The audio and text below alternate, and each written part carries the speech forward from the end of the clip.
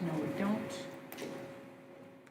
So the board minutes from September 12th are before you, along with the consent agenda that includes the audit claims report for August of 2018, the treasurer's report for July of 18, and the employee disciplinary charges. Those items C, 1 through 4. Is there a motion and a second to approve? Motion by Ms. DeSanto, seconded by Dr. Griffin. Any discussion? Seeing no discussion, those in favor of items C1 through C4, please raise your hand. Thank you. Put them down. Seeing all hands raised, the motion carries unanimously. That brings us up to communication and announcement. And the superintendent. Yes, thank you. We have some, actually a couple of very special student recognitions this evening to start off with. And I am going to start off with introducing Mr. Hogan to begin.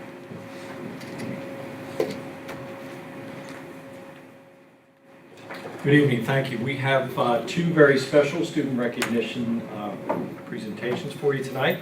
One is for some significant community service, that's Mr. Sean Skelly. And one is for significant academic achievement, and that's Ms. Grace Armand. So I'm going to ask Sean to join me up here. So Sean Skelly. Sean has been recognized by the Transformative Educational Departmental Services as recipient of the Access to a Better Learning Experience Award, better known as the AGLE Award. This award will be formally presented to Sean at the awards dinner at Bellport Country Club on October the 27th. Just a little bit about Sean and his experiences leading to this very special honor. Sean was a member of the Hagerman Fire Department Explorer program as a junior firefighter from the age of 14 until September of 2018. He is currently a probationary firefighter for the same department and plans to pursue a career in firefighting. Sean has participated in many community activities. In addition to parading competition detail, in many of the, he participates annually in the Brookhaven Town Cleanup Day. On this day, he and his department pick up litter and debris along the roadsides in Brookhaven Town. During the winter months, Sean assists with removing snow around fire hydrants and removes snow around the homes of elderly fire department members. During the holiday season each year, Sean makes elf visits to the Home Depot in Bellport with the fire truck and Santa Claus for the enjoyment of our community's children. Sean has been employed at Woodside Nursery and Gardens since 2013.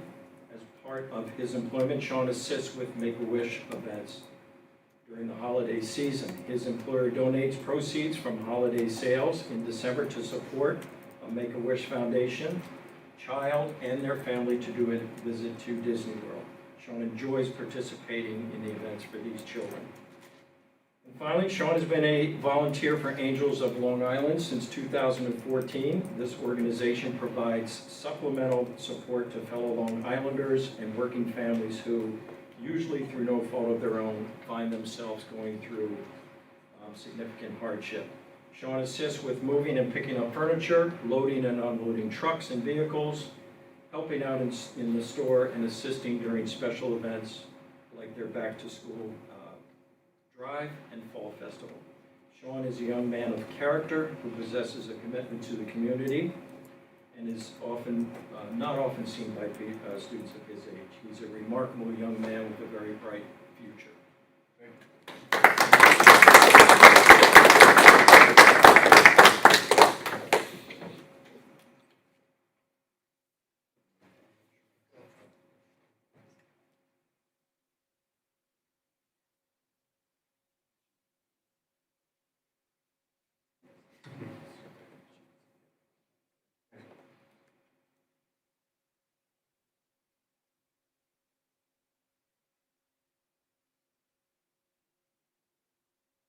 Congratulations.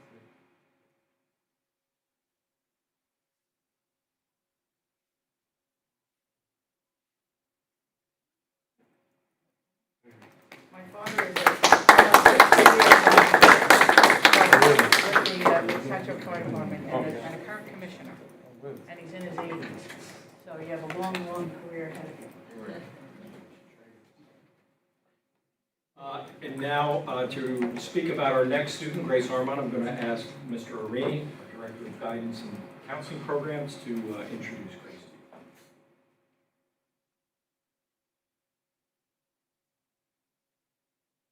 Good evening. Grace.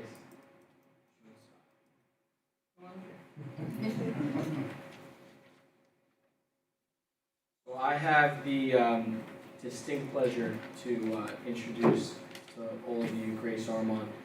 Grace was recently acknowledged as one of about 16,000 students as a national merit semifinalist. So I'm going to take a moment and tell you a little bit about what that means, because it's a pretty special recognition, and we'll talk a little about Grace. The National Merit Scholarship Program is an annual academic competition for recognition and scholarships that is open to all U.S. high school students who meet certain entry requirements.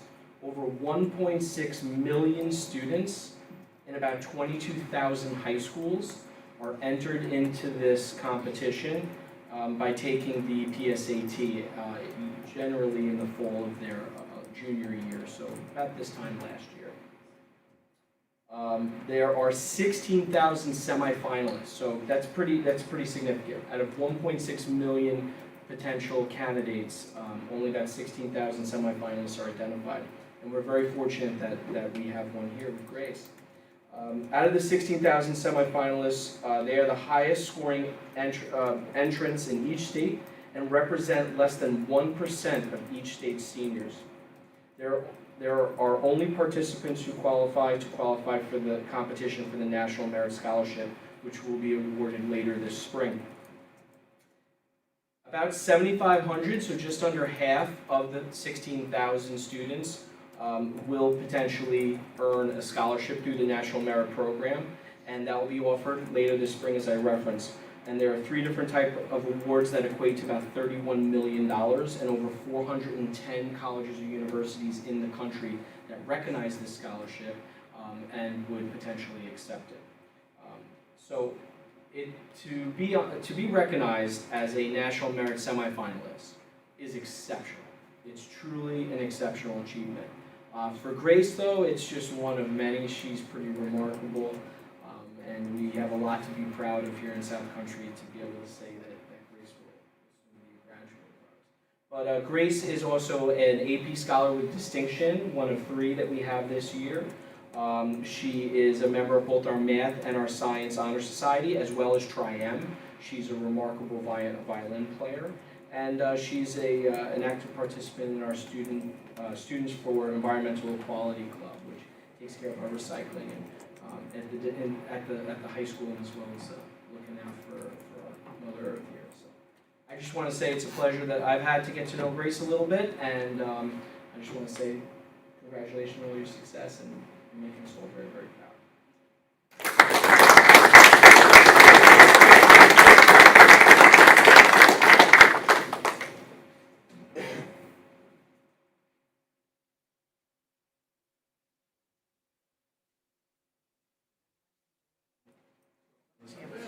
Wherever you suggest.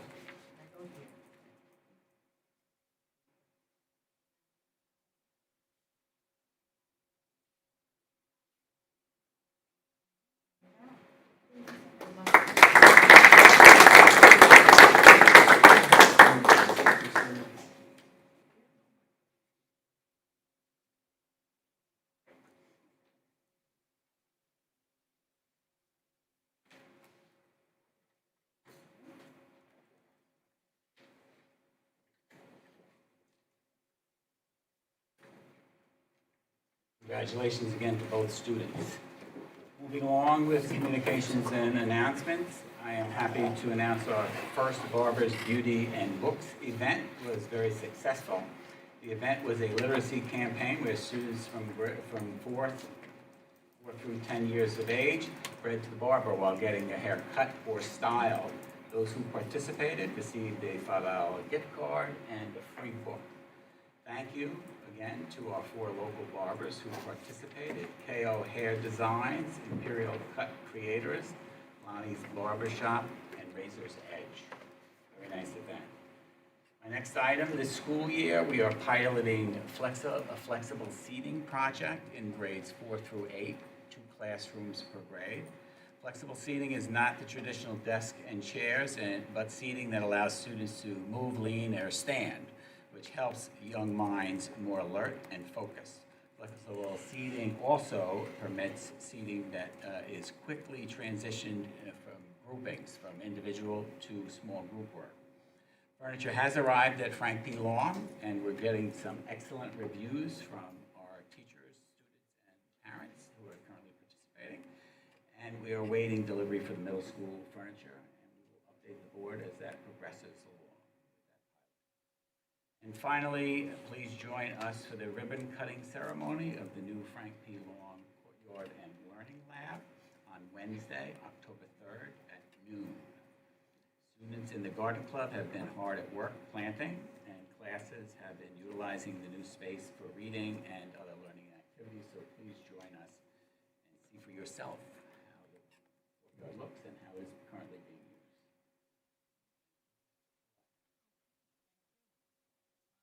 Up to the trustee reports. Carly, would you like to lead us off? I just wanted to start off by congratulating the girls varsity soccer team. We're off to a great start.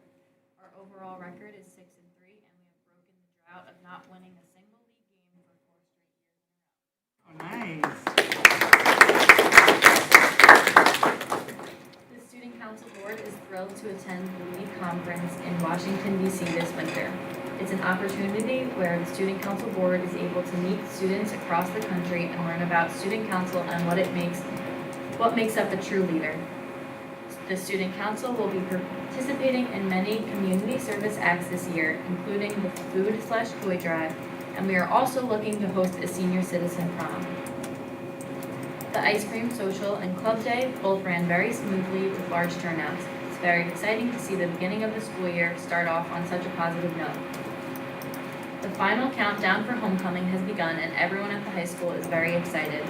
Starting on Monday, October 1st, Spirit Week will begin and continue throughout the remainder of the week. Friday, October 5th, will be pep rally and also the last day of float building hosted at the high school, which will allow classes to add their finishing touches to their floats. Lastly, we are very excited for the homecoming on Saturday, October 6th.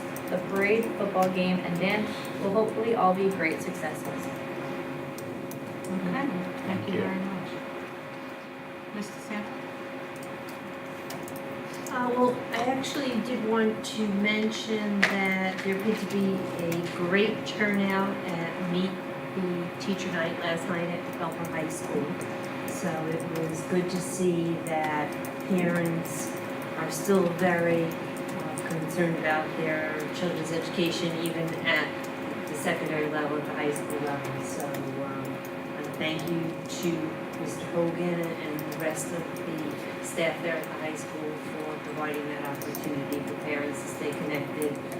We all do know that it's very important for the success of children that parents do stay involved, and it really is a community effort. So it was great to see many people out last night, despite the rain. Okay, great. Mr. Pacini? Yeah, so just real briefly, I had the pleasure of going to 2 back-to-school nights, or Meet the Teacher nights in the last couple of weeks. First one being at Vern Critz, and then last night at Belport High School. I will register the same comment I've made every year since I've been here, which is my 7th time, about back-to-school night at the elementary level. I would like to see more time for parents to be in the classrooms and less time in the gym listening to the principal. Dr. Gianni's laughing. I say the same thing every year. Not that I don't want to hear from our principals and know what's going on, but everything I learned there, I could have gotten through a communication on a piece of paper. And, you know, if that could be a little shorter and we could have more time, it just feels like every time we're in front of our kids' teacher, we're rushed. You know, conferences are rapid fire. They run late. When you have conferences, they're 10, 15 minutes. It's not enough time.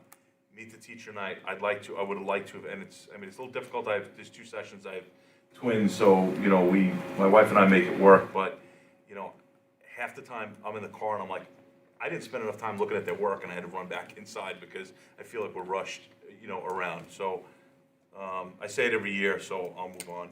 It was my first time doing back-to-school night at the high school because I was traveling last year. And I really enjoyed it, being in my son's classes. And to Ms. DeSanto's comment about attendance, I thought was great. And it's something I didn't expect because at the assumption is secondary level parents lose interest in what's going on, and that doesn't seem to be the case. But getting there late and missing an elective of my son's first period is gym. So no disrespect to his gym teacher, but I had extra time and I chose to go to the library and check out this new Riva wall. And if you have not seen it, and I was very thankful for librarian Mrs. Seeberger to give us a demonstration, my wife and I and another parent.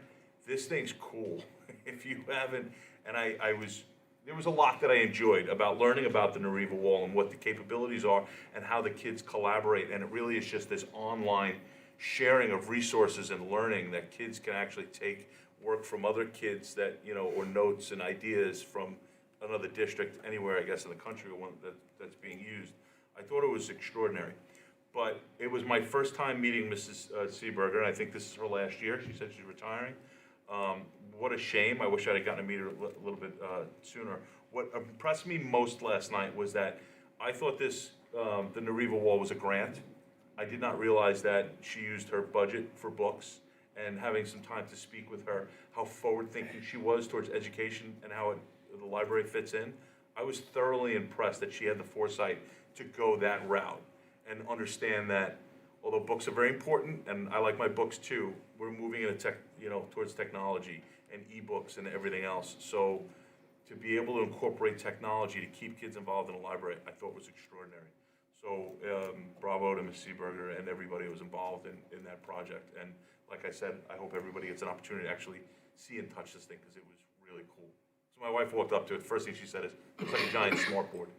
Well, it's a heck of a lot more than just that. And I believe professional development's next week, Mr. Hogan, right? 2 days. It's sometime this week. So what they were able to do in it so far without training was really extraordinary. So I was very excited by that last night. So thank you.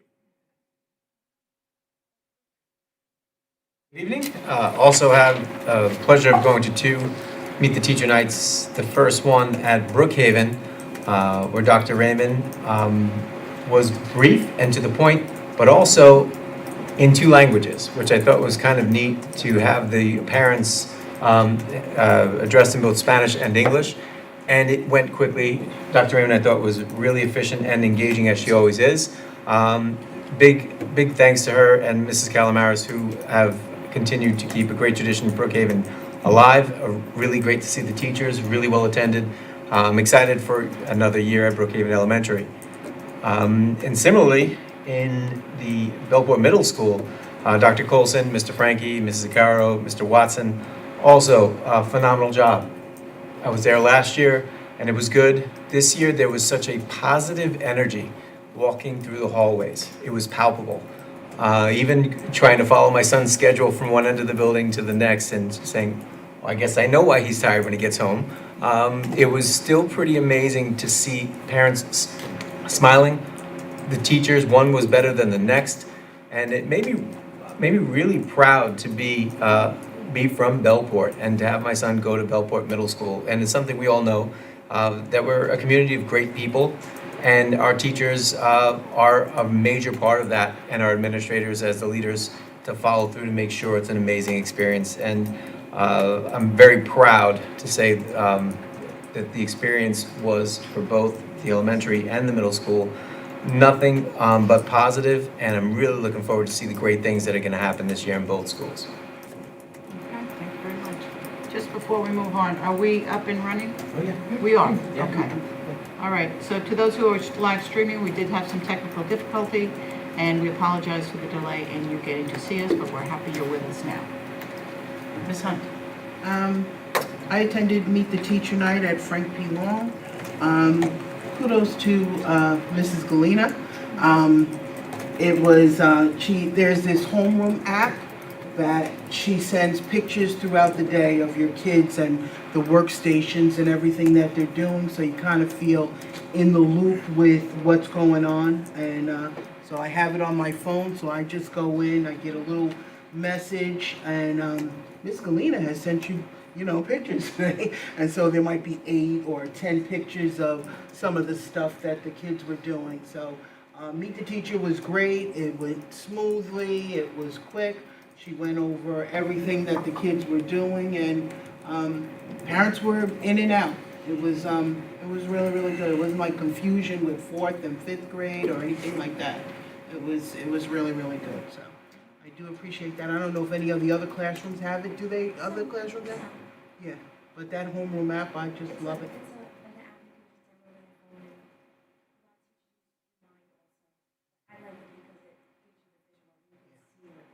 Yep, you can see exactly what they're doing. So I got to see my daughter with her lefty writing, and so it's good. It's good. All right, and from my report, I just want to thank the football team for inviting members of the Board of Education to their morning breakfast. I attended the Saturday morning, September 15th breakfast to wish them luck. They had a great day that day and were victorious in their quest for in their football game. Also, would like to thank Mr. Hogan for inviting the board to the homecoming festivities.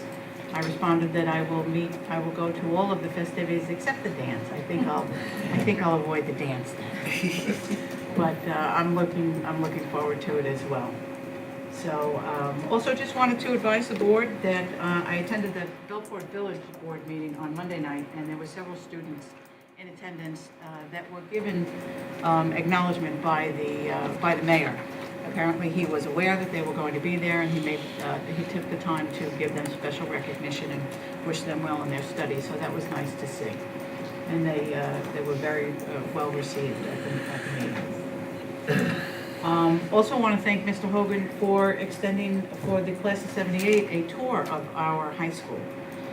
This past weekend, class of 78 celebrated their 40th reunion, and a tour of the high school was offered by Mr. Hogan, which I think was just an excellent step to educate our community members who may not have children attending the district anymore on what we're doing in the schools and how well they look.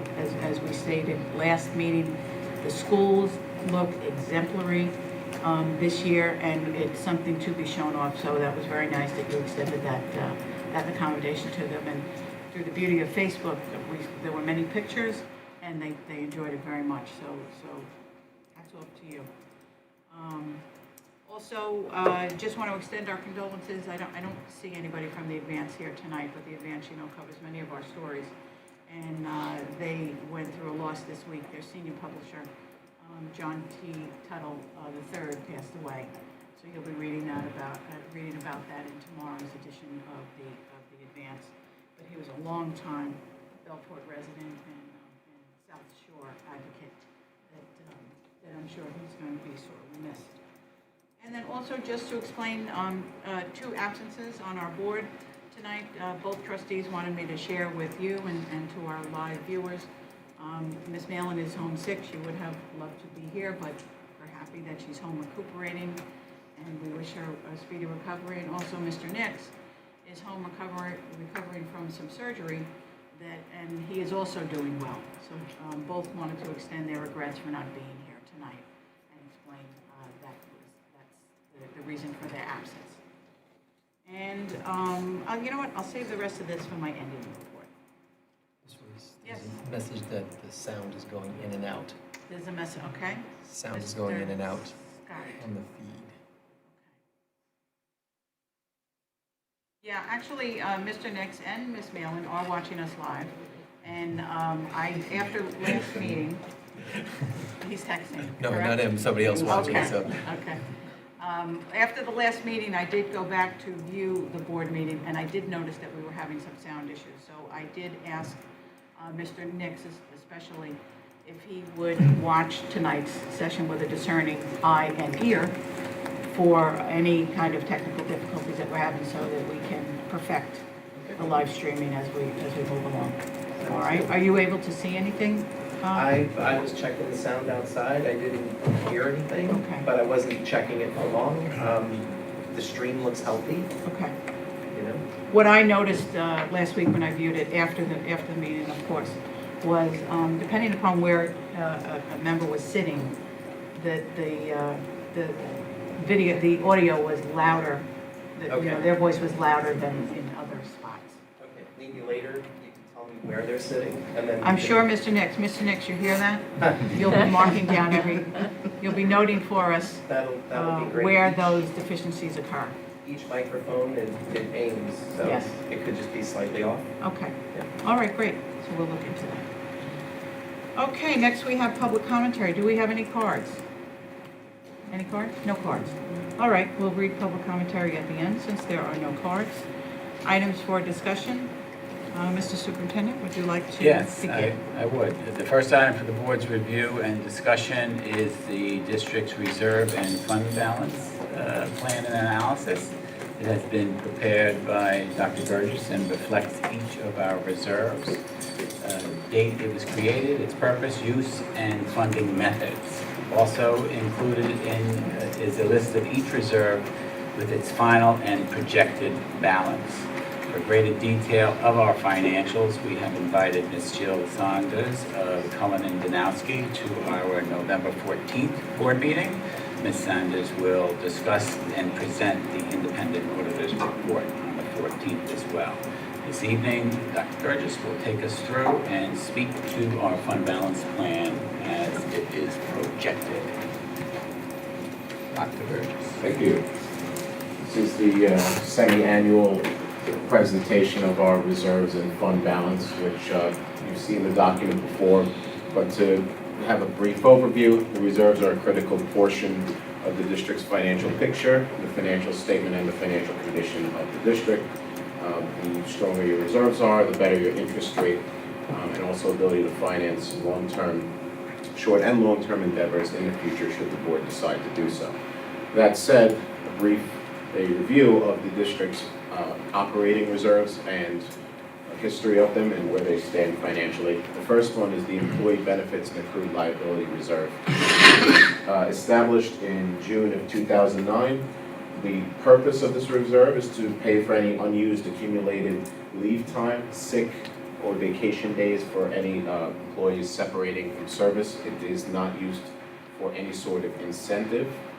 This reserve currently has a balance of $5,625,954 at the end of last year, and since there were no deposits, we just accumulated interest on it, which brings it to about $5,655,000 at the end of 2018. The next reserve, I want to scroll this down a little bit, it's not showing for the audience. The next reserve is the Retirement Contribution Reserve. This was created also in 2009. That's, it's short, it's the ERS reserve. Its purpose is to offset any costs by the New York State Employees Retirement System. It is not to finance the teachers' retirement system. There's been a bill for years and years in the legislative process, and it's never been approved to establish a TRS reserve. But for purposes here, the ERS reserve is something the district maintains. It is, again, to offset any costs from any non-TRS expenses. The funding level, the end of last year was 3.96 million, and with interest at the close of the fiscal year was about $3.98 million.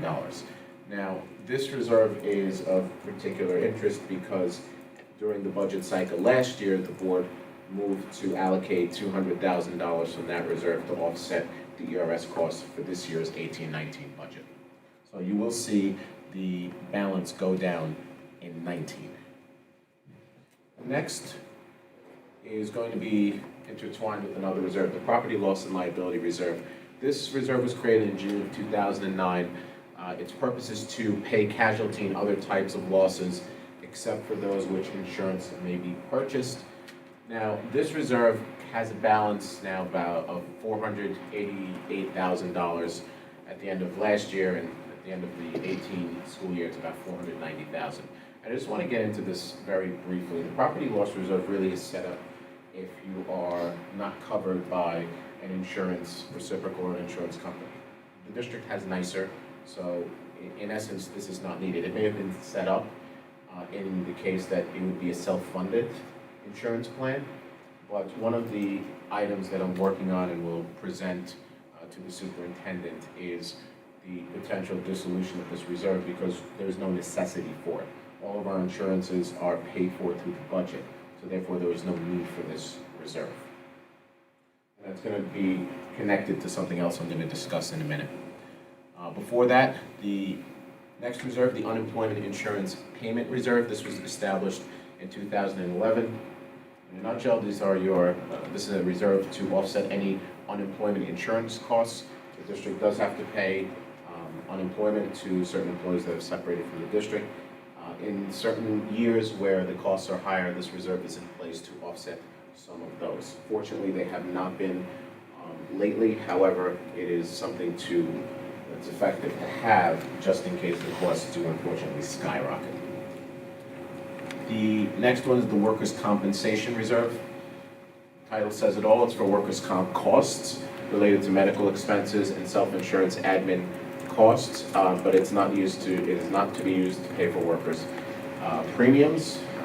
This was also established in 2009 with several other reserves. The balance with interest at the end of the 18 fiscal year was $2,697,000. There have not been any additions. This reserve also, the board voted to appropriate $200,000 from this reserve toward the 18-19 budget as well. So the balance next year, you will see, will also go down.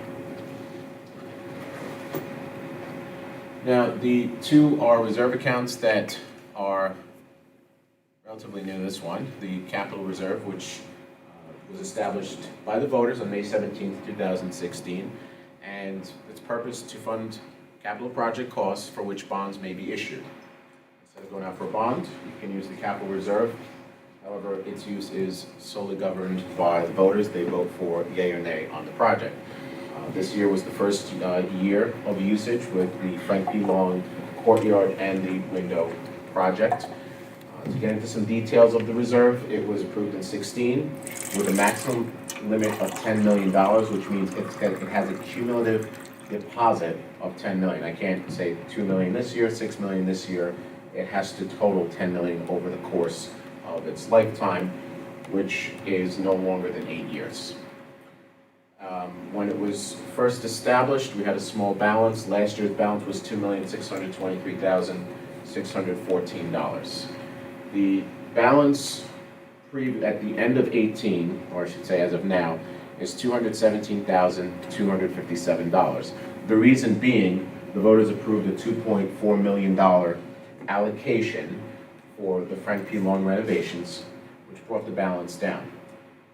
As will be seen shortly and in the next item for discussion, the excess fund balance we're recommending to be put into the capital reserve to further finance capital projects that the district does need and is on our capital plan.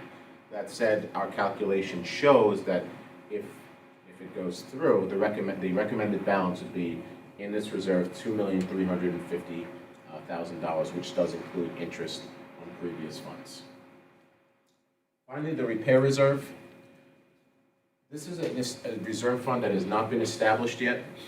This is to pay for unanticipated, non-recurring repairs to district capital improvements, facilities, and equipment. And to quote what Mr. Shiano says, ordinary, non-contingent expenses. So if, let's say, a roof goes bad, or if there's a plan to replace a turf field, we know it's coming, you can allocate money in that reserve. And I'm just giving these two examples. There are a host of other capital issues that can come up, but this would be a short-term solution with respect to financing. In order to use it, a public hearing must be held in order to use the funds, except in an emergency, and funds used without that public hearing have to be repaid. We have to replenish that fund within 2 years. Now, the reason that I'm bringing this up is because the district does have its capital needs. The principals were given their 5-year capital improvement plan at the onset of the school year. And previously I mentioned we had a property loss reserve, which focused really on, if a district self-insured and did not have an insurance reciprocal. The plan is to move those funds in an acceptable and legal manner to an established repair reserve account, such that if there are any capital issues that the district confronts, we're able to address them quickly and have the financing in place. Because one thing that has to happen is the district buildings have to operate and they have to function. And we were faced with an interesting issue at the beginning of the school year where a suspected lightning strike hit the middle school and we had to conduct an immediate repair. Fortunately, that was covered by insurance, but there may be cases where that may not be the case. The last items, and for the record, this is not an established reserve, but so therefore there are no balances, there is no balance at all. Now the last two, the unassigned fund balance, this is the famous 4%. The retention of the funds are allowed by law, and it is 4% of the ensuing budget, so 4% of this year's budget brings us to a level of $5,286,320, which is a slight increase over last year's. That's just based on the budget increase. And the assigned fund balance, that's also known as the appropriated fund balance for the 18 school year. This is what the board recommended in the budget and was approved by the voters. It is just under $4 million. This is $3,998,649. Will you do the next one? No, let's see if there's any questions on This- The last one, the unassigned fund balance, doesn't say when this one was created. It's always been in place. It's just always been in place? Okay. And then only the capital reserve funds require voter approval to utilize? If you're going for a bond, but yes, for these reserves, the capital reserve is the one that requires voter approval. Okay, so the repair is not. The repair. Here. Okay. Okay. A public hearing could be a board meeting setting or a separate meeting that would authorize the expense. If there is no hearing, it can be used. However, the fund has to be replenished for the amount expensed. So the unassigned fund balance is the one you so often hear about, that school districts are permitted to hold so much money. Is that 4% piece? 4% Is that's the unassigned, is and the that's unassigned, what- yeah. right. Mr. Puccini? So, quick question, the capital reserve, after 8 years, you have to dissolve the fund, use the fund, however, how soon after can you establish another one? You can establish one at any time. So it's a separate fund, you're saying? Because you have to Yes, use sir. these funds in 8 years, there's no like, you gotta wait 2 years to establish another one? Or are you saying we can establish one in 4 years, that's a different fund? That's correct. You can establish a different one because. You can concurrently run them? Yeah, if you know that you're approaching the $10 million cumulative mark and you have the ability and the necessity to continue financing projects through a capital reserve, you can establish another one. You just have to name it differently. It would be Capital Reserve 2, 2018 Capital Reserve, etc. And that would be separate from the already established capital reserve. Okay, so I guess the next part is more of, I guess, a statement or a thought process I think we need to consider prior to getting into budgeting, and I think it's going to be an interesting year considering the new tax laws cap the salt tax exemption, thank you. So I guess my concern now is, especially when we look at this property loss and liability fund at $490K, I personally think, and I don't know what the budget looks like yet, it's time to start considering returning some of these funds to the taxpayer. Because rising taxes and now losing that deduction, there is going to be, in my opinion, a new level of scrutiny on everything that affects the tax returns and the tax bills in our community.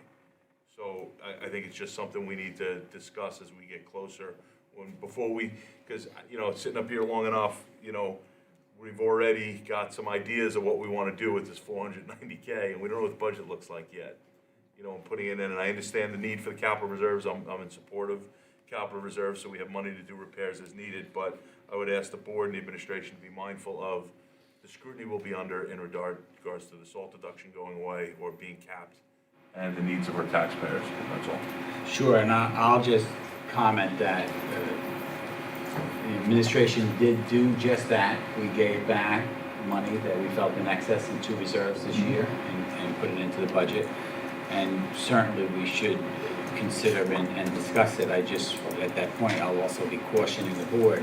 So whatever you put in as a revenue, you have to find the following year, because once you spend it, it's gone. Sure, no, and I get that.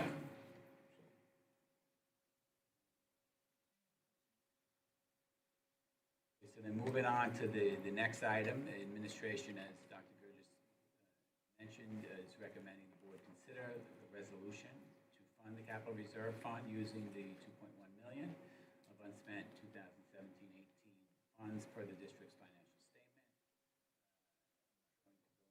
How we developed the plan, as he so eloquently put it already, but however, our books have been closed, and we're asking the board to consider that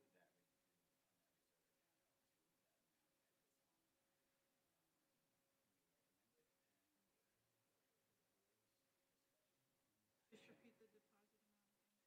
2.1328110. And you have that resolution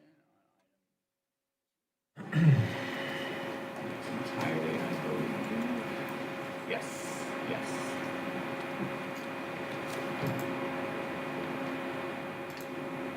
Oh, there it is, okay.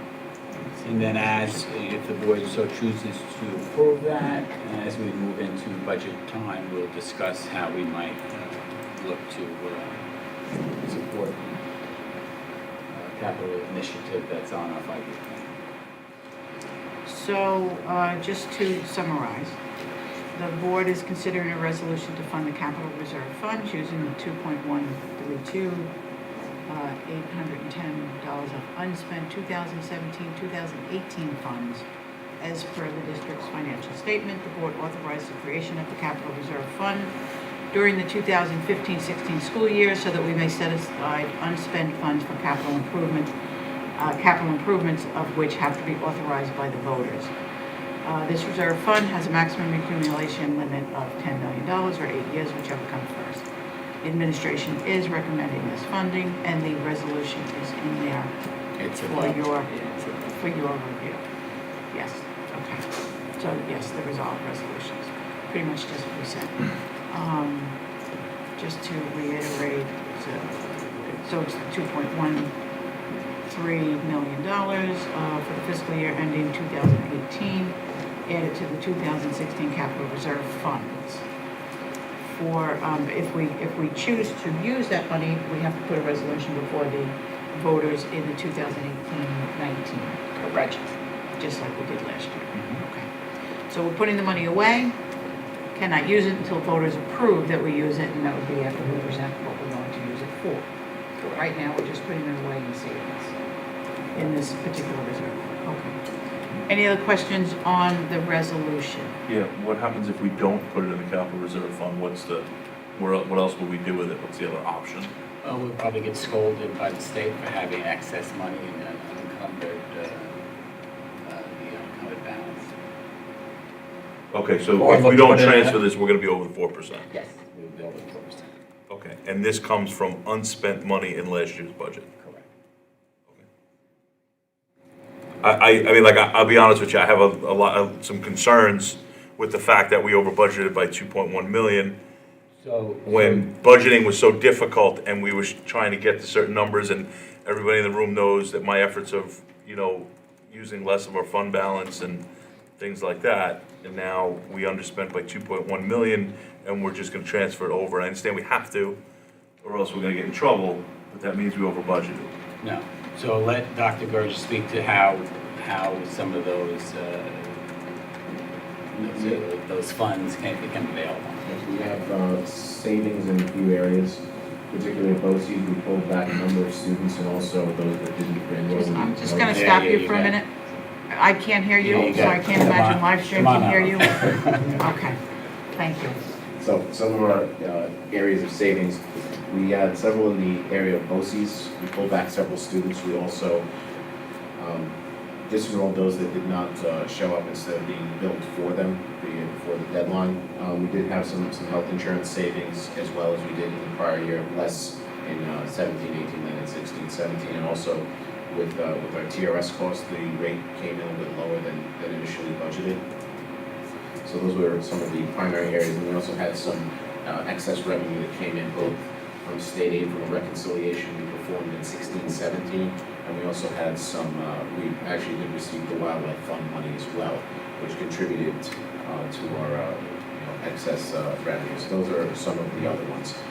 I can elaborate on Yeah, I don't know, we have I guess, so, to make it easier in layman's terms, we didn't necessarily over budget, we did a better job of saving throughout after the budget was put together. Yes, understand. Because I believe that's an important narrative for the community, because, we're probably getting close to the annual Newsday article on fiscal health, and that's sure that we're gonna have a couple of districts like every year who have, overtaxed their community and gotten in trouble for it. So I wanna make sure that we're very clear with the community that, we didn't over budget, we underspent, and to be responsible with those funds and to make sure we don't get in trouble with the state, we're gonna shift this over to capital reserves. We underspent, and we also received several unanticipated Sure. positions as well. Okay, thank So you. it's also important to note that, that last year we went through our 5-year state audit and came through, without issue over how we were budgeting and how we operated. I don't doubt how we budget, I just wanna make sure that our message is clear that we were responsible in how we spent versus irresponsible in how we budgeted. Because that's a narrative that certain publications and media like to spread about school districts, so I think that's important. Could you speak to the unanticipated revenue that we realized and didn't have available to us during the Sure. budget process? During the 17-18 budget process, we filed several amendments with the state ed department. So we received some additional state aid for prior year, which ended up becoming permanent revenue. And also we get a nice little check from the federal government for the Brookline refuge. On some years we get it, on some years we don't get it. We received it in 17, 18, and it's a pretty healthy check. And why do we get it? Because the preserve board is South Haven, and as such, they provide us with the revenue that next to a school. Okay. Just get a nice little check and one explanation for it. Okay. Don't sell that building. Any other questions? No, that's it for me. So we have an action before us, a resolution before us that requires action. We will need a motion and a second to approve the recommendation of the superintendent to authorize transfer a maximum amount of $2.132 into the capital reserves fund. Motion and a second needed. Motion by Dr. Griffin, seconded by, do we have a second? Seconded by Ms. DeSanto. Are there any further discussions? Seeing no further discussion, all those in favor? Yes, certainly. Just a statement. I really do wish that we can better anticipate some of these revenues in the future. I would have really liked to have seen some of this money go towards preschool transportation. I Understood. have to say that. Okay. Of course, it's responsible of us at this point to put it in a reserve fund to keep state orders happy. And of course, there's always capital projects that do come about that we need to meet those needs in our building. Yeah, our infrastructure does need constant attention. So we have a motion and a second to approve the resolution. If there's no further discussion, we'll take a vote. All those in favor of the resolution, please raise your hands. Thank you, put them down, seeing all hands raised, the resolution passes unanimously, motion carried. Thank you. You're welcome. Moving on to curriculum. Yes. Yes. Administration recommends approval of curriculum items reflected in Schedules G1 and G2. Okay. So I need a motion and a second for G1 through G2. Motion and a second to approve. Motion by Dr. Griffin, second by Ms. Hunt. Any other discussion? Seeing no other discussion, please vote. Those in favor of G1 through G2, please raise your hands. Thank you. Put them down. Seeing all hands raised. G1 and 2. Motion passes unanimously. And moving on to personnel, administration recommends approval of personnel changes reflected in schedules H1 through H6. We have a motion to approve board consent agenda item on personnel, H1 through H6. We need a motion and a second to approve, please. Motion and a second. Motion by Ms. Hunt, second by Dr. Griffin. Any discussion? Seeing no discussion, all those in favor of the resolution H1 through H6, please raise your hands. Thank you, please put them down. Seeing all hands raised, H1 through H6, motion carries unanimously. And administration recommends approval of business items reflected in schedules I1 through I9. And once again, we need a motion for I1 through I9. Ms. Hunt and Dr. Griffin, any other discussion? Seeing no discussion, all those in favor of I1 through I9, please raise your hands. Thank you, put them down. Seeing all hands raised, motion I1 through 9, motion carries unanimously. We are up to public commentary at the conclusion of our meeting. Do we have any cards? We have no cards, so there's no need to read the guidelines. And closing remarks. So we started with Carly. We'll start with Dr. Griffin. I guess one thing, I'm looking forward to the ribbon cutting at Frank P. We got to see it during the walkthrough, and it was impressive then. And then just looking at the flyer we received, I can't wait to see what the finished product looks like and celebrate this. It's moving forward, so I'm looking forward to being there. We'll go back around to Mr. Pacini. Nothing from me. Okay, Mr. Santo. Just a reminder that the Belport High School PTSA meeting is rescheduled for tomorrow evening at 6 o'clock prior to the guidance presentation for all seniors on college application process. I hope that parents will take advantage of that. Okay. Carly, any closing remarks? Ms. Hunt. No, I'm just excited about the ribbon cutting also. I will have to take my time, and yes, I didn't forget. Thank you to Nathan's Love Kicks for their donation of 20 pairs of brand new sneakers to be distributed to students in need. All right, and then I'll just finish up by reminding our residents that the calendar that is distributed every year to our district, in the back of the calendar on the second to last page, does have a protocol on if you have a question.